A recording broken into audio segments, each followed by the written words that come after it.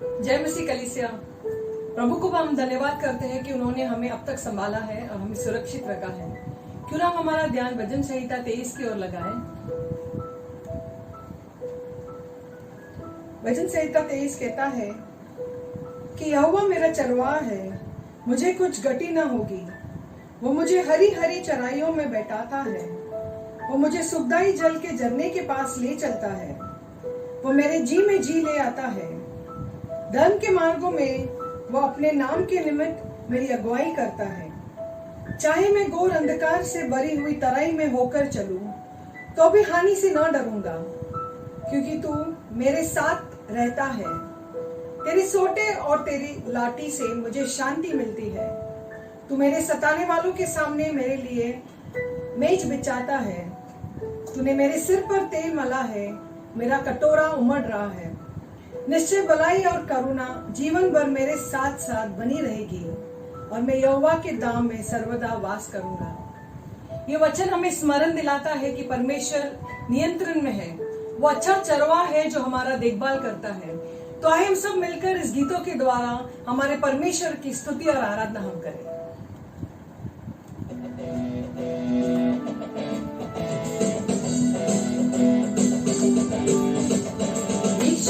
सच्चा गडरिया हम उसके बेड़े हैं, हरी चराइयों में हमें चराता है। यीशु है सच्चा गडरिया, मोती पहाड़ी में ले चलता है। ओहो, जहाँ पर सुखदाई झरने बहते हैं। आहा, वादी पहाड़ी में चलता है। ओहो, जहाँ पर सुखदाई झरने बहते हैं। आहा, यीशु है सच्चा गडरिया, हम उसके बेड़े हैं, हरी चराइयों में हमें चराता है। यीशु है सच्चा गडरिया, मार्गों में मेरी रक्षा वो करता है। ओहो, शैतान के हाथों से हमें बचाता है। आहा, मार्गों में मेरी रक्षा वो करता है। ओहो, शैतान के हाथों से हमें बचाता है। आहा, यीशु है सच्चा गडरिया, हम उसके बेड़े हैं, हरी चराइयों में हमें चराता है। यीशु है सच्चा गडरिया, हमको किसी का अब तो डर नहीं है। ओहो, क्योंकि यीशु जो मेरा साथी है। आहा, हमें किसी का अब तो डर नहीं है। ओहो, क्योंकि यीशु जो मेरा साथी है। आहा, यीशु है सच्चा गडरिया, हम उसके बेड़े हैं, हरी चराइयों में हमें चराता है। यीशु है सच्चा गडरिया, यीशु आप रहेंगे साथ, हम कभी रहोगे निराश। यीशु आप रहेंगे साथ, हम कभी रहोगे निराश। आप सब कुछ संभालेंगे, यीशु सब कुछ संभालेंगे। आप सब कुछ संभालेंगे, यीशु सब कुछ संभालेंगे। यीशु आप रहेंगे साथ, हम कभी रहोगे निराश। यीशु आप रहेंगे साथ, हम कभी रहोगे निराश। शांति दाता आप ही तो है, सर्वशक्तिमान आप ही तो है। शांति दाता आप ही तो है, सर्वशक्तिमान आप ही तो है। यीशु आप रहेंगे साथ, हम कभी रहोगे निराश। यीशु आप रहेंगे साथ, हम कभी रहोगे निराश। चमत्कार करते आप ही तो है, समझ देते आप ही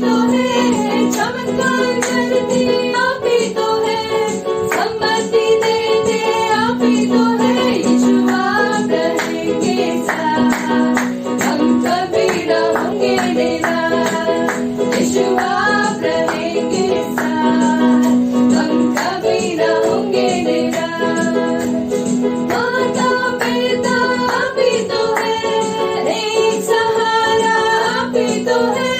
माता पिता आप ही तो है, एक सहारा आप ही तो है। यीशु आप रहेंगे साथ, हम कभी न होंगे निराश। यीशु आप रहेंगे साथ, हम कभी न होंगे निराश। यीशु आप रहेंगे साथ, हम कभी न होंगे निराश। यीशु आप रहेंगे साथ, हम कभी न होंगे निराश। तालियों का भेंट उस परमेश्वर को हम चढ़ाए, जिस परमेश्वर ने हमें संभाला है, जिस परमेश्वर ने हमें संभालने रखा है। सुनो, अपने आवाज उठाकर इस परमेश्वर की हम स्तुति करें। We bless your name, O Lord. We give you all the glory, O Lord. Yes, you are our God. तू ही संभालता है प्रभु, तेरी स्तुति हो, तेरी महिमा हो। We bless your name, O Lord. We give you all the glory, O Lord. तू सर्वशक्तिमान प्रभु है, तू हमें सहारा देता है, तू ही हमारा बल है। धन्यवाद हो प्रभु। We bless your holy name. We give you all the glory, O Lord. मैं अपनी आंखें पर्वतों की ओर लगाऊंगा। मुझे सहायता कहाँ से मिलेगी? मुझे सहायता यहोवा की ओर से मिलती है, जो आकाश और पृथ्वी का करता है। वो तेरे पाँव को टलने न देगा, तेरा रक्षक कभी न ऊँघेगा। सुन, इज़राइल का रक्षक न उगेगा और न सोएगा। यहोवा तेरा रक्षक है, यहोवा तेरी दाहिनी और तेरी आड़ है। न तो दिन को धूप से और न रात को चांदनी से तेरी कुछ हानि होगी। यहोवा सारी विपत्ति से तेरी रक्षा करेगा, वह तेरे प्राण को रक्षा करेगा। यहोवा तेरे आने जाने में तेरी रक्षा अब से लेकर सदा तक करता रहेगा। Your God says that He will be with us.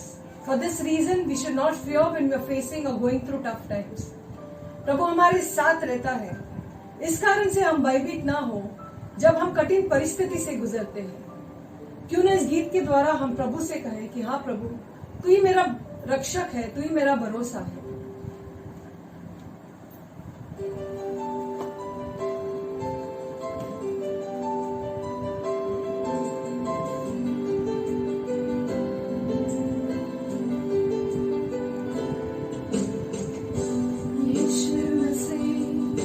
भरोसा मेरा, तू ही सहारा है मेरा। मुश्किल समय में तू ही दिलासा, साथ रहेगा तू सदा। यीशु मसीह भरोसा मेरा, सहारा है मेरा। मुश्किल समय में तू ही दिलासा, साथ रहेगा तू सदा। करुणा भलाई तेरी सदा रहेगी मुझ पर।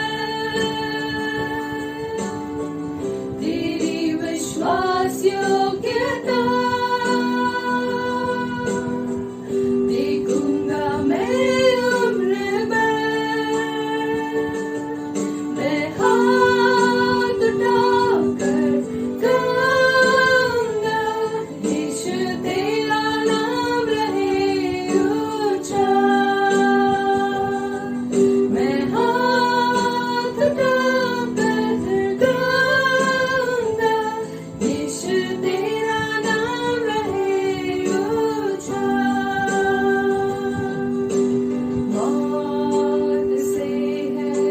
बचाया तूने,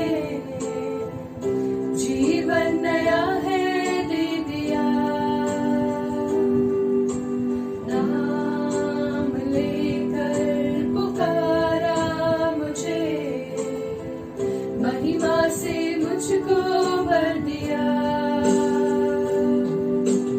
मौत से है बचाया तूने, जीवन नया है दे दिया। नाम लेकर पुकारा मुझे, महिमा से मुझको भर दिया।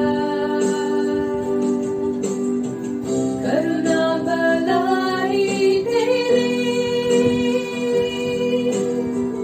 सदा रहेगी मुझ पर,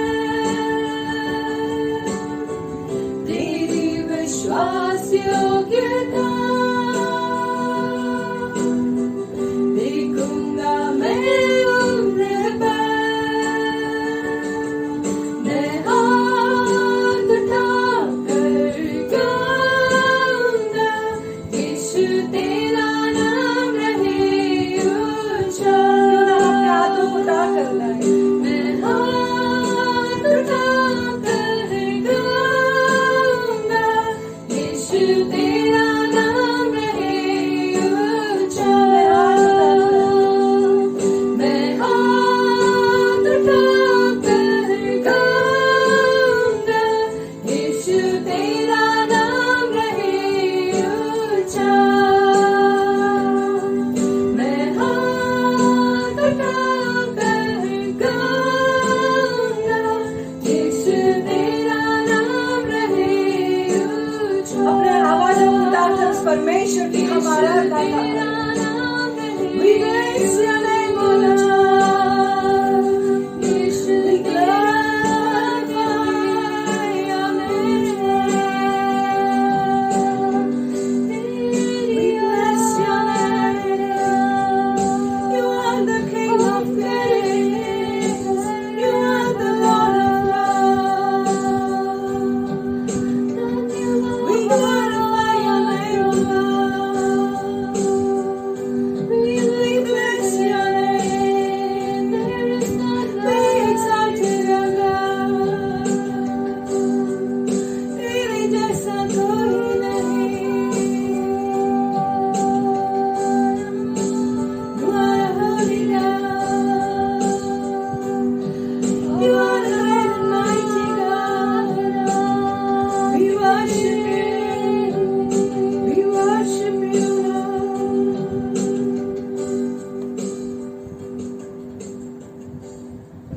Instead of listening to the noise of your worries, listen to the voice of the Lord. Stay at peace and be still.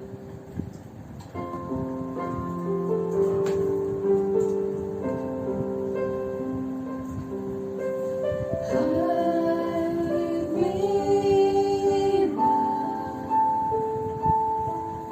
under your wing. Cover me beneath your mighty hand. When the oceans rise and thunders roar, I will soar with you above the storm. Father, you are King, the world of floods, and I will be still and know you are God. Find rest, my soul,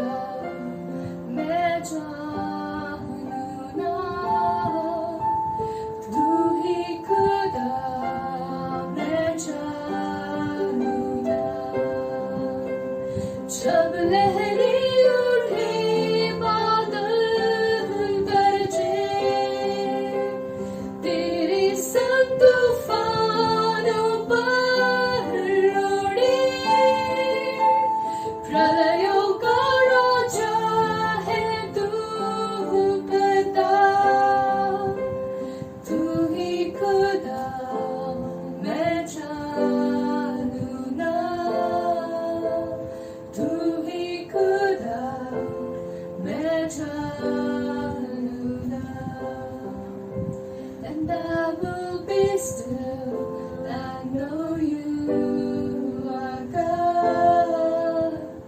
I will be still and know you are God.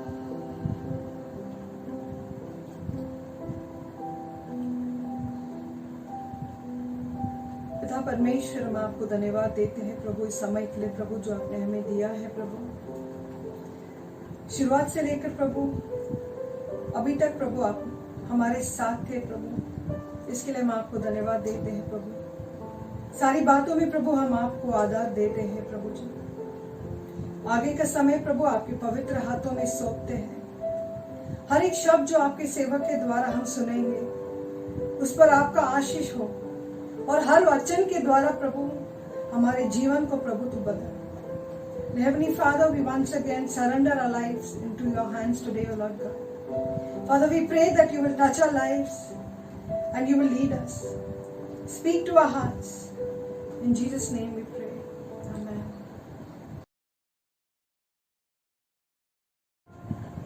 फिर एक बार जय मसीह सभी को।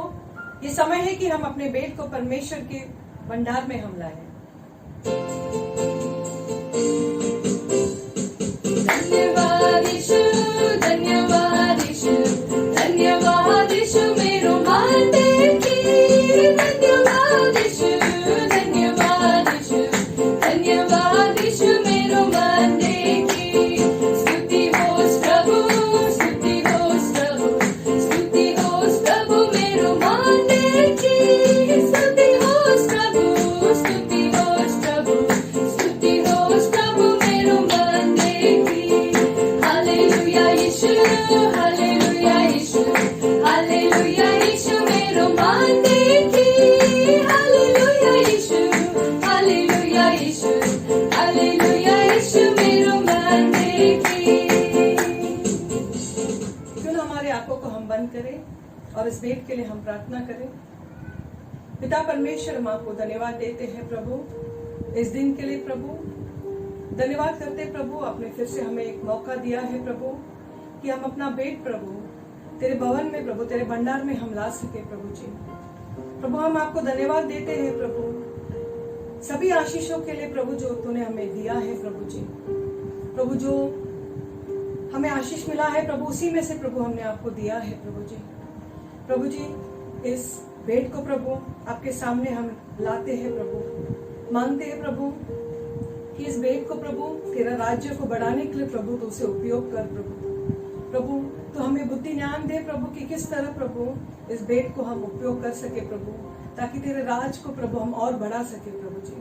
प्रभु मांगते हैं प्रभु सभी लोगों के लिए प्रभु जिन्होंने भेंट दिया है प्रभु, मांगते हैं प्रभु कि उनके जीवन में प्रभु तू भरपूरी से आशीष दे प्रभु, और प्रभु जो लोग नहीं दे सके प्रभु प्रभु ने भी तो आशीषित कर प्रभु जी, ताकि प्रभु अगले बार बेझिझक होकर प्रभु तेरे भवन में प्रभु वो भेंट को ला सके प्रभु।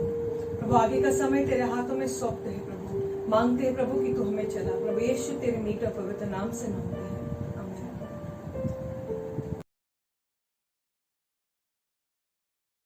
Praise the Lord, Church. जय मसीह कलीसिया। Today is the first Sunday in May. आज मई महीना का पहला रविवार है। The last time we gathered for our combined service was 2 months back in the month of March. पिछले बार जब हम समूह चर्च के लिए एक साथ आए थे तो मार्च के पहले हफ्ते में आए थे। That was the 1st of March when we gathered together. पहले मार्च हम आए थे। We've had our Good Friday service and Easter service in the middle period. Good Friday और ईस्टर के भी चर्च इनके बीच में रहा है। But we were not able to come together.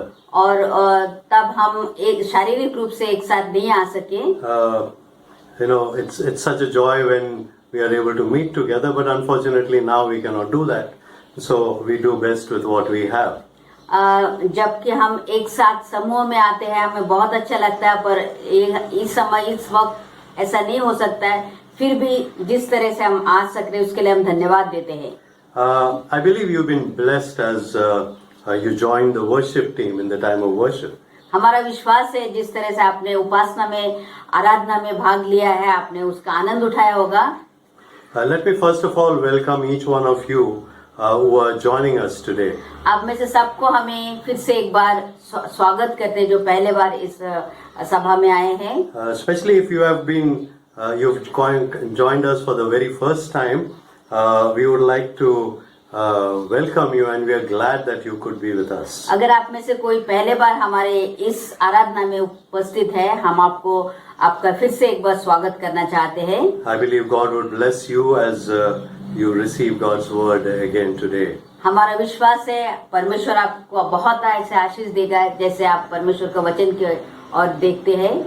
Secondly, let me assure each one of you that we have been praying for you. और दूसरी बात मुझे कहने दीजिए कि हम आप सब के लिए हम प्रार्थना कर रहे हैं। Over the last 1.5 months, we have been constantly in prayer for all of you. अब पिछले 1.5 महीना के करीब हम आप सब के लिए प्रार्थना में सतत रहे हैं। Though we have not been able to meet physically, we've been able to continue our prayer times in different ways. क्योंकि हम आमने सामने एक दूसरे से मिल नहीं सके, फिर भी हम प्रार्थना में सतत आपके लिए को याद करते रहे।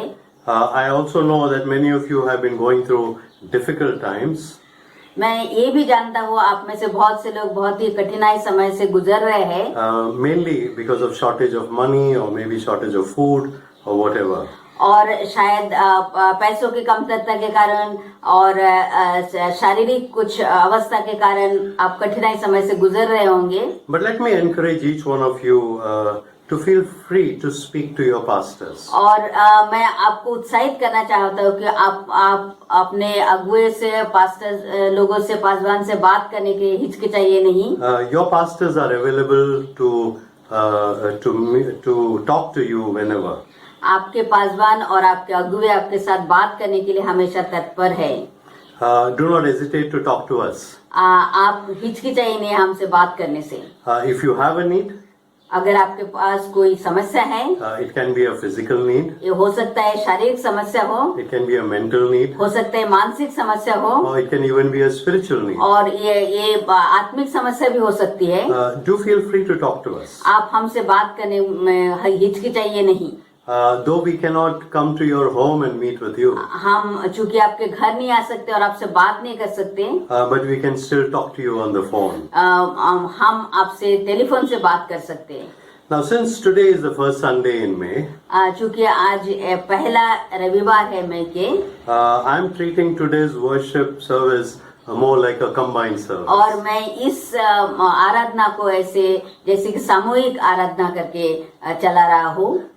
Because that's what we normally do on our first Sundays. We come together and we worship God और together. ऐसा ही हम करते हैं जब सामूहिक रविवार को हम सब लोग साथ में आके परमेश्वर की आराधना करते हैं। When we began 2020, we chose a theme for the year. जब 2020 में हमने शुरुआत किया तो हमने एक अंश या एक अध्याय को सामने रखा। And our theme for this year is godly living. और हमारा जो अध्याय था वो था ईश्वरीय जीवन जीना। And so today we're going to continue learning something from that theme. और आज हम उसी अध्याय के और ध्यान देंगे। Last time when we met in when we looked at the theme, we studied about truthfulness. और पिछले बार जब हमने इस ध्यान के बारे में पढ़ा है तब हमने सच्चाईपन के बारे में सीखा है। That is not telling lies. और उसका मतलब झूठ नहीं बोलना चाहिए। And we looked at how that is an important requirement for each one of us in our godly living. और हमने ये देखा कि और सच्चाईपना जो सच्चाई वो जो परमेश्वर के रास्ते में चलने के लिए किस तरह से जरूरत है। But before we go to the word, और इसके पहले हम परमेश्वर के वचन की ओर जाए, I want to lead you all in a time of prayer. और उसके पहले हम सबको एक प्रार्थना की ओर जाएंगे। Many among us have been living in fear. हम में से बहुत जन जो कि डर में जी रहे हैं। You may be in want because of something that's not going on right in your life. और अब आज के दिन में हम कुछ जरूरतमंद जीवन जी रहे हैं। maybe because there is no job or there is no income. हो सकता है कि हमारे पास नौकरी नहीं है और पैसे नहीं आ रहे हैं, Maybe you're living in a struggle time. और हो सकता है हम काफी समस्याओं में जूझ रहे हैं। So let's spend some time in prayer. आइए हम इन सब को लेकर परमेश्वर के सामने We'll जाएं। also pray that God will speak to us through His Word today. और हम यही प्रार्थना करते हैं कि परमेश्वर हमसे बातचीत करे। So let's pray. आइए हम प्रार्थना करें। Our Father God, we thank you this morning hour for your blessing to each one of us. पिता परमेश्वर, हम धन्यवाद देते हैं आज की सुबह में आप हमें आशीर्वादित किया है। Thank you, Lord, for every blessing that we have received from your hand in the past few weeks. धन्यवाद देते हैं हर एक आपके आशीषों को जो आपने हमें दिया है। Thank you, Lord, for your protection. Thank you for your grace. प्रभु जी, हम धन्यवाद देते हैं आप हमें जो सही सलामत से रखा है, आपको जो अनुग्रह हम पर आपने किया है। Thank you, Lord, for many among us who are not well, for giving healing to each one of them. धन्यवाद देते हैं हम में से बहुत जन को आपने चंगाई दिया है। Thank you, Lord, for giving good health to all of us. धन्यवाद देते हैं हमें अच्छी सेहत दिया है आपने। Thank you, Lord, that you have provided for everything that we have needed. धन्यवाद देते हैं प्रभु जी, हमारे हर एक जरूरत आपने पूरा किया है। And Lord, as we now bow our heads in prayer, प्रभु, जैसे हम अपने सिरों को झुकाते हैं, we want to pray and commit ourselves into your hands. हम अपने आप को आपके हाथों में देते हैं। We pray, Lord, that you will bless us even as we go through these difficult times. हम प्रार्थना करते हैं प्रभु जी, आप हमें आशीषित करिए जैसे हम इस कठिनाई राहों में हम चलते हैं। Pray, Lord, that you would continue to provide all of our needs. हम प्रार्थना करते हैं प्रभु जी, हमारे हर एक जरूरत आप पूरा करिए। We commit every family in our church into your hands. हमारे हर एक चर्च कलीसिया के परिवार को आपके हाथों में देते हैं। And we pray, Lord, that you would be present in every home and you would bless every home. हम प्रार्थना करते हैं प्रभु जी, हर एक घर में आपका उपस्थिति रहे और हर एक घर को आशीषित करिए। We pray, Lord, that you would bless us again this morning hour. हम प्रार्थना करते प्रभु जी, आज सुबह फिर से एक बार आपके वचन से हमें बातचीत करिए। Continue to speak to us as we study from your word now. आपके वचन से प्रभु फिर से हमसे बात करिए। Pray, Lord, that you would open our understanding, ask for your spirit to teach us this morning. हम प्रार्थना करते प्रभु, हमारे आत्मिक आंखों को खोलिए और पवित्र आत्मा हमसे बातचीत करिए। Thank you, Lord, for hearing us. धन्यवाद देते प्रभु, आपने हमारी विनती को सुना है। We pray all this in Jesus' name. और ये सब हम प्रभु यीशु मसीह के नाम से मांगते हैं। Amen. आमीन। Today I want us to look at the question, what do we need to do to ensure that we come near to God and remain His friend? आज हम ये बात देखेंगे कि परमेश्वर के मित्र होने के नाते हमें कौन सी ऐसी चीज करना चाहिए। The passage in scripture we are going to focus on this morning is from James chapter 4 and verses 7 to 10. जो परमेश्वर के वचन आज देखेंगे उसके लिए याकूब की पत्री उसका 4 अध्याय 7 से 10 वचन तक। So let's first read that scripture portion. तो आइए हम पहले उस वचन की ओर देखेंगे। याकूब की पत्री उसका 4 अध्याय 7 से 10 तक। इसलिए परमेश्वर के अधीन हो जाओ, शैतान का सामना करो तो वह तुम्हारे पास से भाग जाएगा। परमेश्वर के निकट आओ तो वह भी तुम्हारे निकट आएगा। हे पापियों, अपने हाथ शुद्ध करो, और हे दुचित्तो, अपने हृदय को पवित्र करो। शोकित हो, विलाप करो और रो। तुम्हारी हंसी आंसुओं में और तुम्हारा हर्ष विवाद में बदल जाए। प्रभु के सामने दीन बनो तो वह तुम्हें प्रतिष्ठित करेगा। There are 5 requirements from God that we will be looking at today in these 4 verses. यहाँ पर 5 ऐसी बातों को देखेंगे जो कि परमेश्वर हमसे चाहता है। But before we look at them, I want us to look at 2 verses before that verse. इसके पहले हम उस 5 बातों को देखें और 2 वचन की ओर हम हमारा ध्यान लगाएंगे। Look at verse 4 with me. और हमारे साथ आइए वचन 4 में हम देखें, 4 अध्याय 4 वचन। there's a question that is asked to us. वहाँ पर एक ऐसा प्रश्न परमेश्वर हमसे पूछता है, The question is, do you not know that friendship with the world is enmity with God? क्या तुम नहीं जानते हो कि संसार में मित्रता करना परमेश्वर से शत्रुता करनी है? Which means that if I am a friend of the world, इसका मतलब अगर मैं संसार के मित्र हूँ then I cannot be a friend of God. तो मैं परमेश्वर से मित्रता नहीं कर सकता। So when we are looking at this theme of godly living, जब हम ईश्वरीय जीवन का एक ध्यान की ओर देखेंगे, I cannot live a godly life मैं एक ईश्वरीय जीवन नहीं जी सकता if I am a friend of the world. अगर मैं संसार का दोस्त हूँ या मित्र हूँ। And the second thing is in verse 5.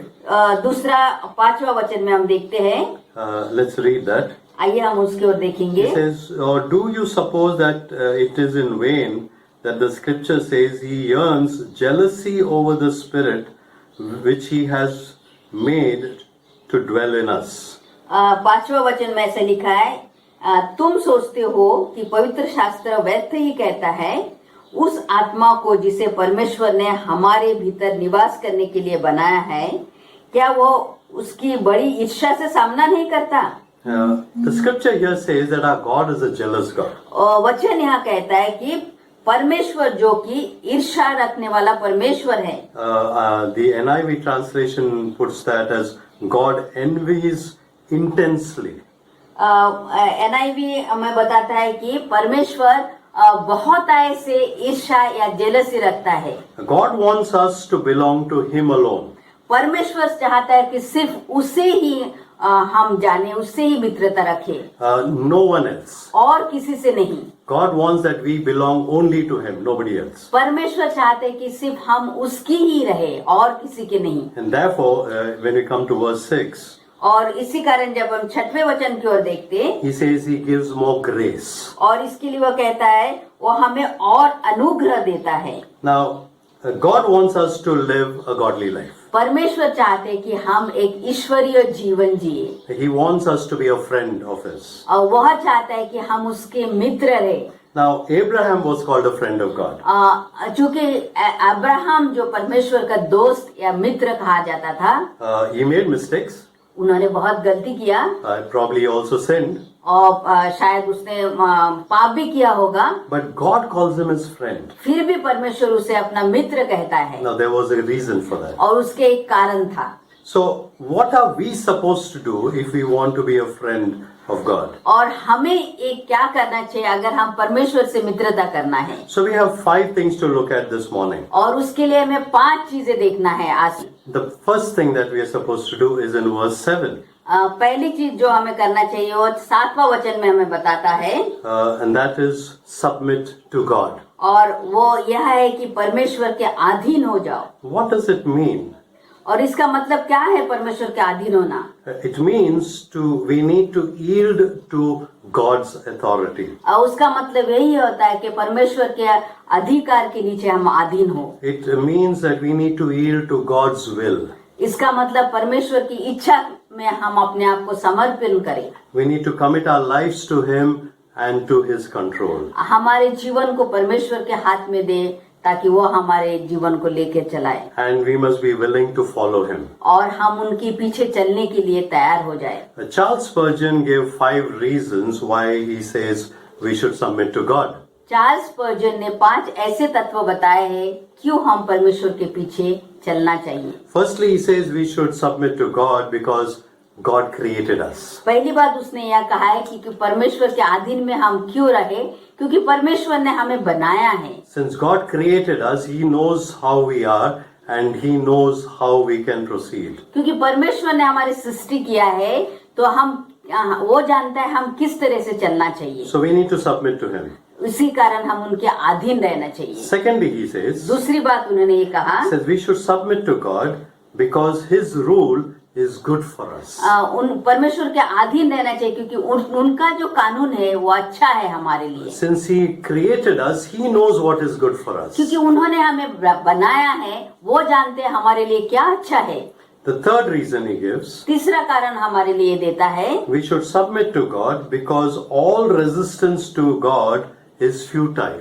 हम इसके लिए परमेश्वर के अधीन रहना चाहिए, क्योंकि अगर परमेश्वर से हम बगावत करें तो वो हमारे लिए कुछ नहीं हो सकता है। It will not help us one bit if we will go against God. अगर हम परमेश्वर के विरुद्ध जाए हमारे लिए कुछ अच्छा नहीं होगा। Number 4, चौथा, he says we should submit to God because such submission is absolutely necessary for salvation. चौथा क्यों हम परमेश्वर के अधीन रहे, क्योंकि वो हमारे आत्मिक के लिए, उद्धार के लिए बहुत ही जरूरी है।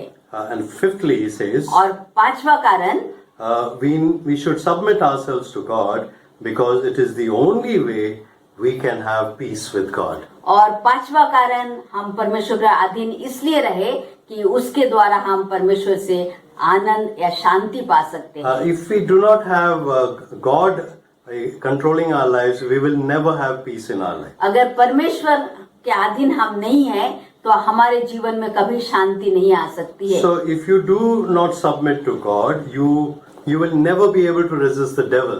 अगर आप परमेश्वर के अधीन नहीं रहेंगे तो हम परमेश्वर शैतान को कभी हरा नहीं सकते। And constantly we will be under Satan's power and Satan's rule over us. तो अगर हम परमेश्वर के अधीन नहीं रहे तो शैतान के शक्ति के नीचे हम हमेशा दबे रहेंगे। So the first thing he asks us to do is to submit to God. तो इसीलिए हमें वो कहता है कि परमेश्वर के अधीन हो जाओ। Now the second thing that James writes that we should be doing, दूसरी बात याकूब हमारे लिए कहता है, he says again in verse 7, he says resist the devil. दूसरी बात याकूब हमारे लिए कहता है कि शैतान का सामना करो। Don't allow Satan to entice and to tempt you. शैतान तुम्हें फुसलाए नहीं या तुम्हारे परीक्षा न ले। Resist, the word resist comes from two Greek words. सामना करने का मतलब जो ग्रीक के दो शब्द से आता है, That is stand and against. उसका मतलब खड़े रहो और उसके विरुद्ध में रहो। So resist means to stand against. सामना करो मतलब खड़े उसके विरुद्ध में। So James tells us that we have to stand against the devil. याकूब कहता है कि हम शैतान के विरुद्ध में खड़े रहे। Satan can be set running by the resistance of even the smallest of believers. शैतान भाग जाएगा जबकि छोटे से छोटा भी विश्वासी अगर परमेश्वर के नाम से रहे। Because even the smallest believer has authority from Jesus Christ, which for what Christ did on the cross. क्योंकि छोटे से छोटे विश्वासी भी परमेश्वर के उस ताकत से जो कि यीशु मसीह ने हमारे लिए उस क्रूस में शैतान के लिए किया है। Because when Christ died on the cross, he got the victory, and with that strength we can resist the devil. क्योंकि जब यीशु मसीह हमारे लिए उस क्रूस पर अपना जीवन दिया, उसके ताकत से हम शैतान का सामना कर सकते हैं। So every believer is called to resist the devil. इसी कारण प्रत्येक विश्वासी को बुलाया गया है कि वो शैतान का सामना करे। We have to stand against devil. हमें शैतान के सामने खड़ा रहना है। Now, I cannot do it for you. मैं आपके लिए शैतान का सामना नहीं कर सकता हूँ। You have to do it for yourself. आप अपने लिए खुद करना है। If you turn with me to Ephesians chapter 6 and verse 13, अगर आप इफिसियों के पत्री की ओर जाएंगे, इफिसियों उसका 6वां अध्याय और 13वां वचन की ओर हम देखेंगे। he says here, therefore, take the whole armor of God that you may be able to withstand in the evil day. यहाँ पर ऐसा लिखा है, इसीलिए परमेश्वर के समस्त अस्त्र शस्त्र धारण करो जिससे तुम बुरे दिन में सामना कर सको और सब कुछ पूरा करके स्थिर रह सको।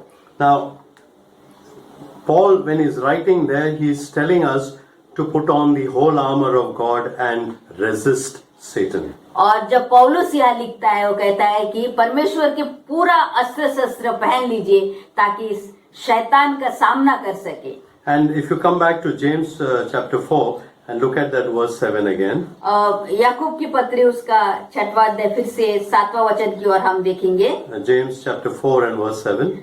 याकूब की 4वां अध्याय उसका 7वां वचन की ओर फिर से देखेंगे। He says, resist the devil and he will flee from you. शैतान का सामना करो तो वह तुम्हारे पास से भाग जाएगा। He may come back again. वो फिर से हो सकता आ जाए आपके पास। He may tempt you again. वो आपका परीक्षा ले फिर से। But you have to keep resisting him. पर आपको उसका सामना करना है। He will not win वो कभी नहीं जीतेगा if you do not consent to him. अगर आप उसके साथ न रहे। If you consent to him, then he will win. अगर आप उसके साथ रहे तो वो जीत जाएगा। There was a person named Hermes. He gave an illustration like this. Hermès करके एक आदमी था, उसने ऐसा कहा है। He used the sport of wrestling to explain a point. तो उसने जो मल्ल युद्ध का एक मुहावरा लिया। And he says normally in wrestling you have to pin the opponent on his back. और जब मल्ल युद्ध करते हैं कि उसके वक्त जो आपके विरोधी है उसको उसके पीछे मारना होता है। Now Hermes said this. Hermès ने ऐसा कहा। He said the devil can wrestle against the Christian, but he cannot pin him.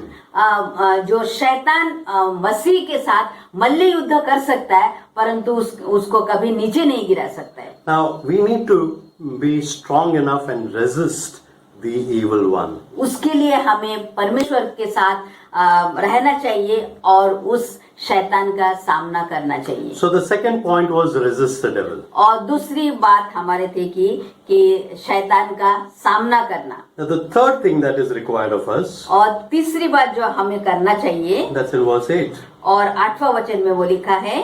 Draw near to God. परमेश्वर के निकट आओ। Now this is a command with a promise. और ये हमारे लिए एक आज्ञा है और जो कि हमारे लिए एक वायदा भी रखता है। He says if we draw near to God, He will draw near to और us. आज्ञा यह है कि अगर हम परमेश्वर के निकट आएंगे तो वो हमारे निकट आएगा। When we take one step, He will also take a step. अगर हम पहला कदम बढ़ाते हैं तो परमेश्वर भी हमारे लिए वो कदम बढ़ाता है। Now what does it mean to draw near to God? उसका मतलब क्या होता है कि परमेश्वर के निकट आओ। Again, I have taken this from Charles Spurgeon's writings. और ये हम चार्ल्स स्पर्जन के इसमें से लिया है। He says it means to draw near in worship, praise and in prayer. और चार्ल्स स्पर्जन ने कहा है कि ये उसका मतलब यही होता है कि परमेश्वर के सामने आराधना, स्तुति और प्रार्थना से उसके सामने आओ। It means to draw near by asking counsel of God. और इसका मतलब परमेश्वर के करीब आना, परमेश्वर के बारे में जानने के, उसके बारे में सोचने के लिए उसके करीब आना है। It means to draw near in enjoying communion with God. उसका मतलब परमेश्वर के करीब आना ताकि परमेश्वर की समीपता, उसके करीबपन और आने के लिए। And he says it means to draw near in the general course of our life. और इसका मतलब हर दिन के परमेश्वर के साथ चलना है।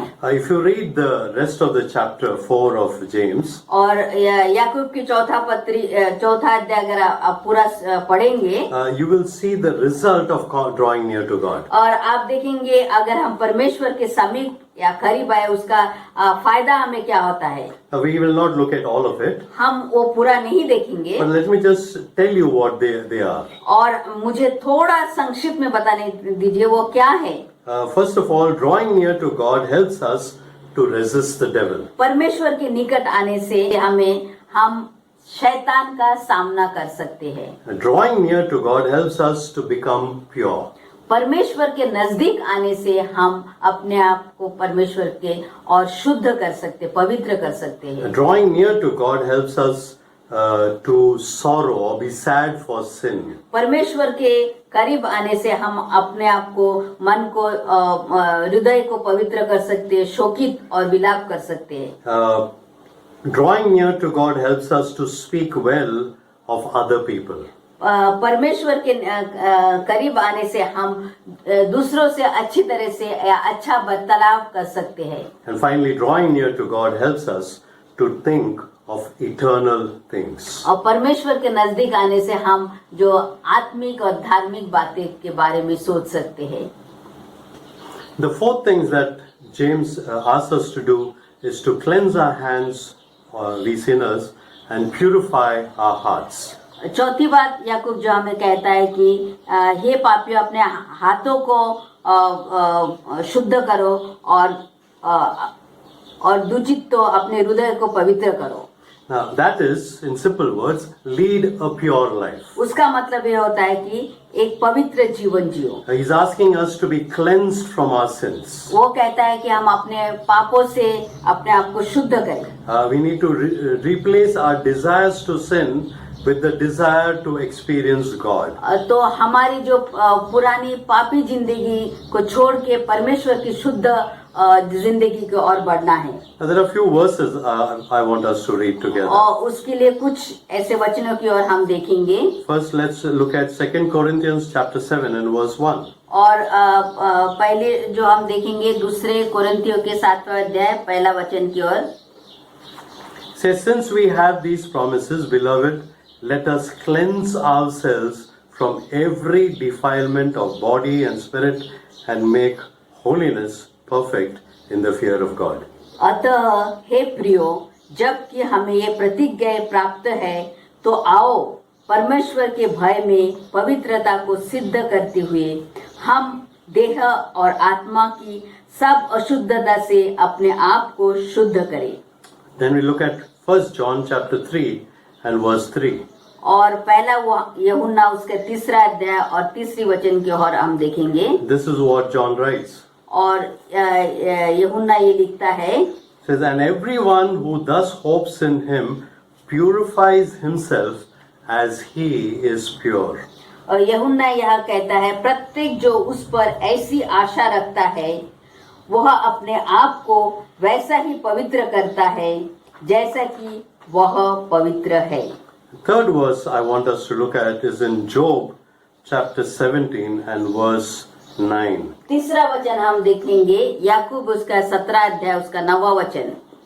This is what he says, yet the righteous holds to his way, and he that has clean hands grows stronger and stronger.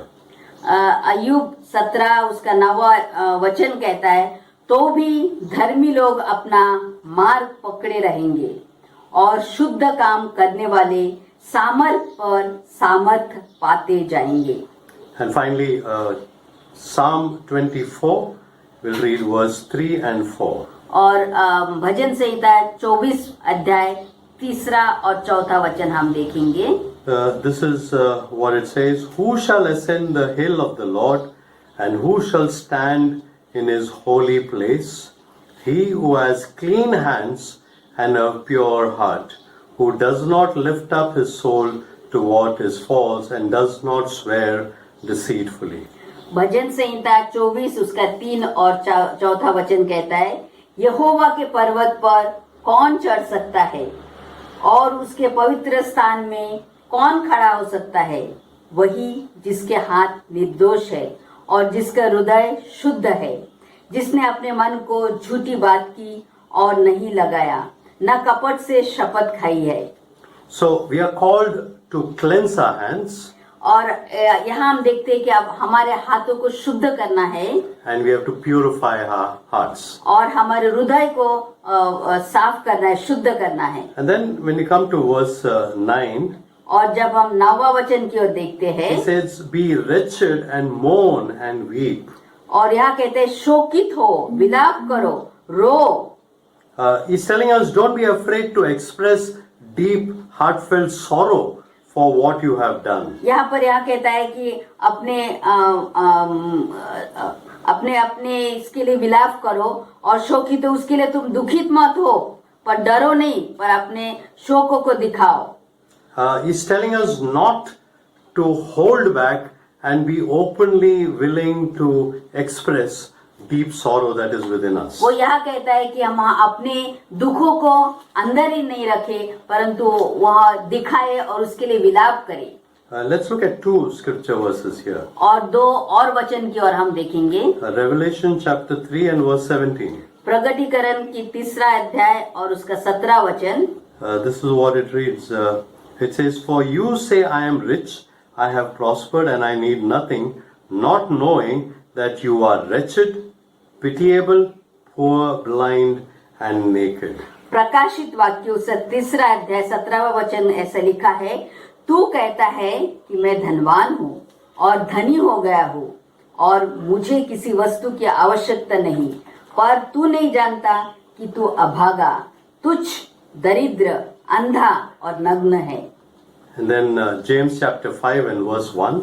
और याकूब उसका 5वां अध्याय उसका पहला वचन कहता है, He says, "Come now, you rich, weep and howl for the miseries that are coming upon you." हे धनवानों, सुनो, तुम अपने ऊपर आने वाली विपत्तियों पर चिल्ला चिल्ला कर रो। So don't hesitate, don't hold back. He says, weep, cry, mourn. तो वो कहता है कि शोकित हो, विलाप करो और रो। And we need to come to God every time we do something wrong, and we need to be coming to God, cleansing our hands, purifying our heart, and telling God we are sorry. जब भी हम परमेश्वर के विरुद्ध करते हैं तब हम परमेश्वर के निकट आना है और परमेश्वर के नम्र से कहना है, परमेश्वर हमने गलती किया है, हमें क्षमा करना, हमें माफ करना।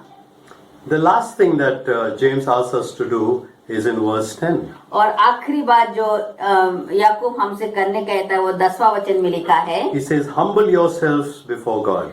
वो कहता है 10वां वचन में, प्रभु के सामने दीन बनो। Humbling yourself means that our worth comes from God alone. परमेश्वर प्रभु के सामने दीन होना मतलब प्रभु हमारा जो जीवन उसका मूल्य परमेश्वर से आता है। Some people have said to be humble means to say that I am small or I am little. और कुछ लोग कहते हैं कि दीन मतलब है हम बहुत छोटे हैं।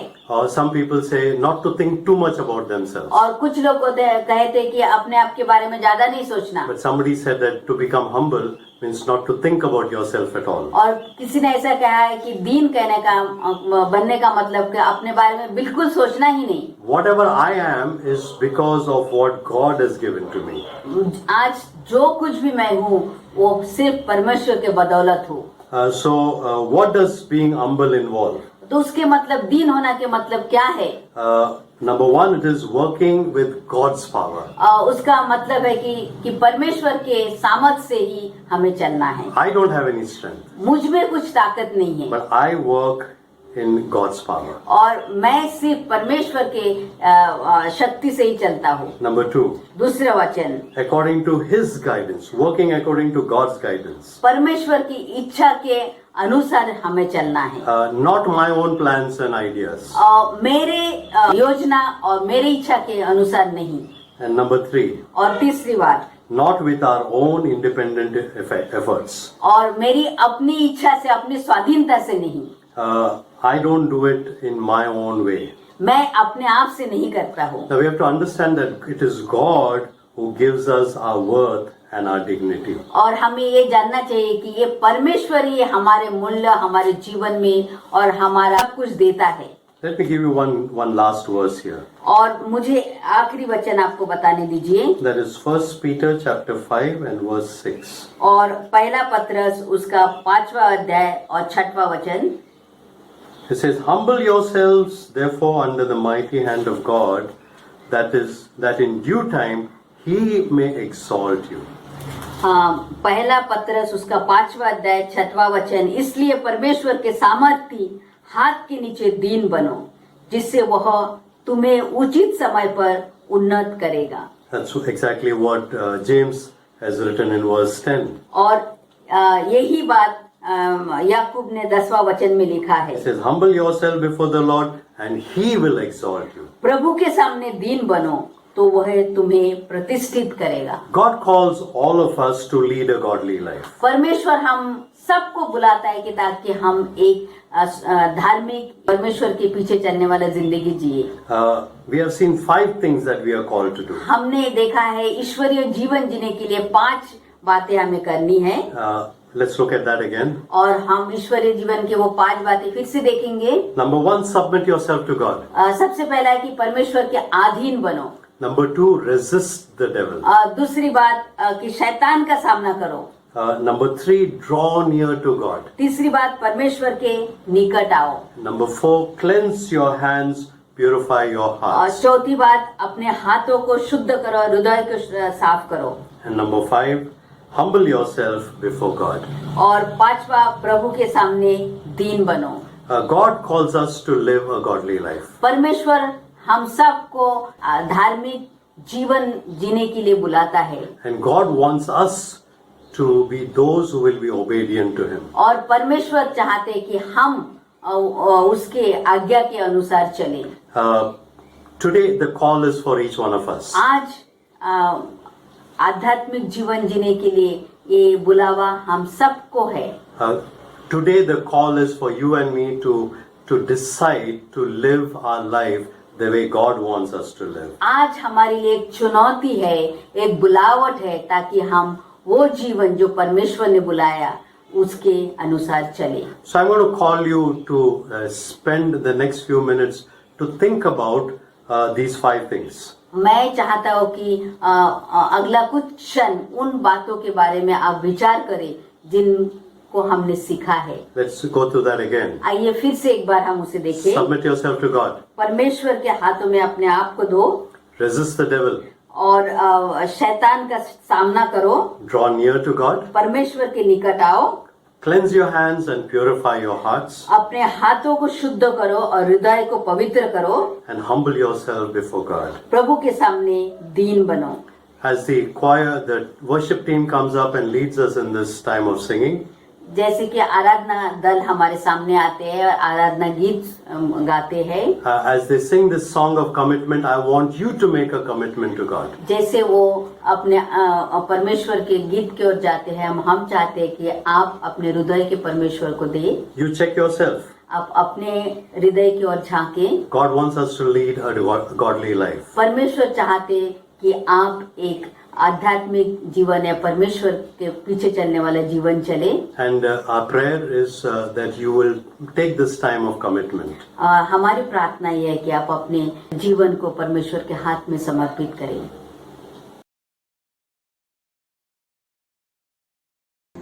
जय मसीह सभी को। जैसे हमने प्रभु का वचन सुना है, क्यों न इस गीत के द्वारा हम और प्रभु के नजदीक हम आए।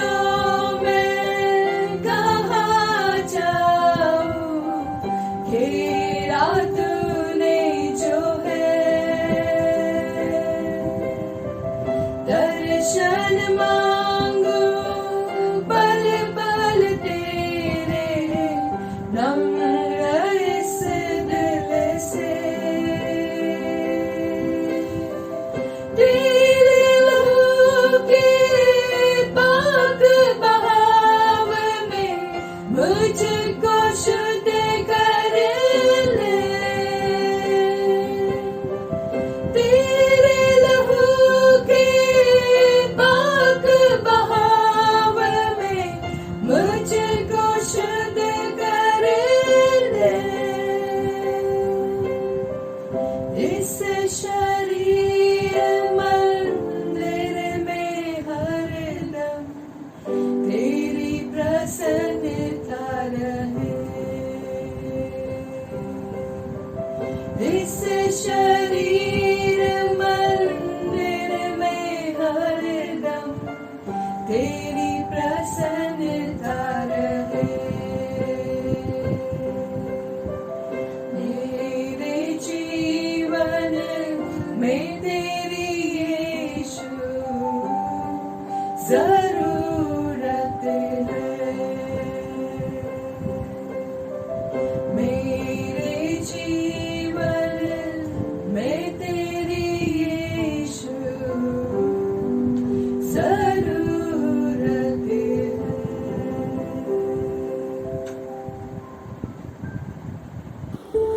Let's bow our heads in prayer. आइए हम प्रार्थना करें। As our heads are bowed, our eyes are closed. जैसे हम अपने सिरों को झुकाते हैं, आंखों को बंद करते हैं, This is a time for each one of us to make a decision for Christ. ये हमारा समय है कि हम अपने आप को परमेश्वर के लिए चुनौती रखें। God has called us to live a godly life. परमेश्वर ने हमें एक ईश्वरीय जीवन, आध्यात्मिक जीवन बिताने का मौका दिया है And we need to make a commitment to God for that. और उसके लिए हमें परमेश्वर को चुनना है। Today, God has called us to submit ourselves to Him. परमेश्वर ने आज हमें बुलाया कि हम उसके अधीन में रहें।